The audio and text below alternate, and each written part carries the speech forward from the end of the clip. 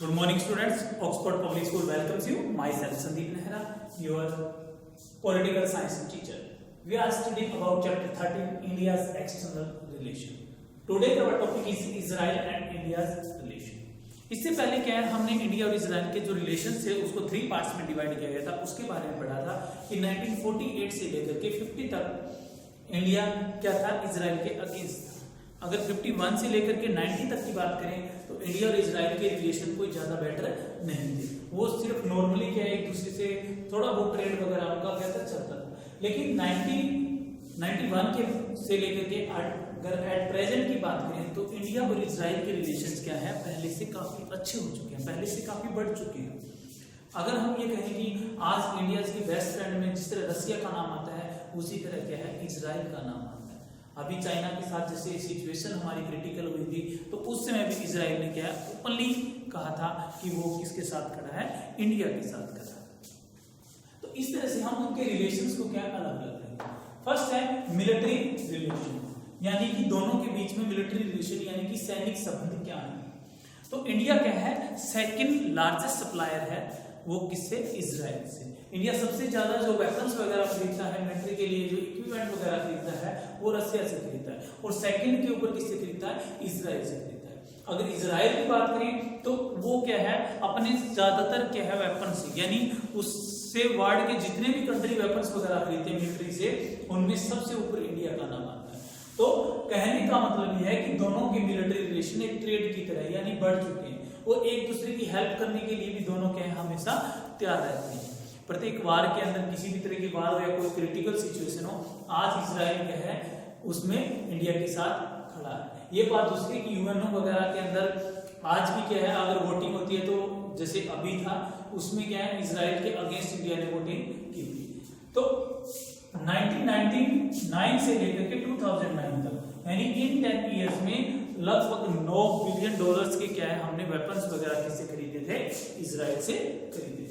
Next है cultural relation. Next है cultural relation यानी कि सांस्कृतिक दोनों का क्या है, संबंध कैसा है. अगर दोनों की कल्चर रिलेशंस की बात की जाए तो इंडिया के कल्चर्स को और इजराइल के कल्चर्स को आपस में डेवलप करने के लिए 2011 के अंदर इंडिया के अंदर 3 वीक्स फेस्टिवल ऑर्गेनाइज किया गया था, जिसमें इजराइल को भी क्या है बुलाया गया, यानी इजराइल को इसमें मोटिवेट किया गया था कि वो इंडियन कल्चर्स के बारे में सीखे. इसके अलावा योगा वगैरह के कारण भी क्या है, इजराइल इंडिया से जुड़ा हुआ है. नेक्स्ट है science and technology relation. Science and technology relations के अंदर भी क्या है, 1990 के बाद इंडिया और इजराइल के रिलेशंस में काफी डिफरेंस आया. उससे पहले दोनों में साइंस और टेक्नोलॉजी रिलेशंस में कोई ज्यादा अच्छे संबंध नहीं थे. अगर हम 93 या 94 की बात करें तो 94 में लगभग $3 मिलियन क्या है, इसमें दोनों ने साइंस और टेक्नोलॉजी के ऊपर साझे रूप से मिलकर के क्या है, खर्च करने के लिए एक कमीशन बनाया था कि साइंस और टेक्नोलॉजी के डेवलप के लिए हम दोनों कंट्रीज मिलकर के गया इस पे खर्च करेंगे, जो 2016 तक बढ़ा करके कितना कर दिया गया, $600 मिलियन कर दिया गया. यानी कि किसी ने क्या गया इतना, यानी इन 20 या 22 इयर्स में इतना बढ़ाया गया. वो इसीलिए बढ़ाया गया क्योंकि हमारी और इजराइल की जो साइंस और टेक्नोलॉजी है वो लगातार आपस में बढ़ती जा रही है. दोनों मिलकर के अनेक जैसे कि कोई इसी तरह का मतलब सैटेलाइट लॉन्च करना है या कोई मिलिट्री से रिलेटेड कोई न्यू मतलब जेट वगैरह बनाना है, तो उसके ऊपर दोनों कंट्रीज काफी काम कर रहे हैं. नेक्स्ट ट्रेड की बात करें, व्यापार की बात करें, तो इंडिया क्या है, इंडिया अपने मेटल्स है, हमारे जो प्रीशियस स्टोन्स वगैरह है, ये चीजें क्या है इंडिया से कहाँ जाती है, कॉटन वगैरह, तो ये चीजें इंडिया से कहाँ जाती है, इजराइल भेजी जाती है. जबकि इजराइल से हम ज्यादातर की अगर बात करें तो वो हम वेपन से मंगवाते हैं, मिलिट्री इक्विपमेंट जो हमारे होते हैं उनके ऊपर हम खर्च करते हैं.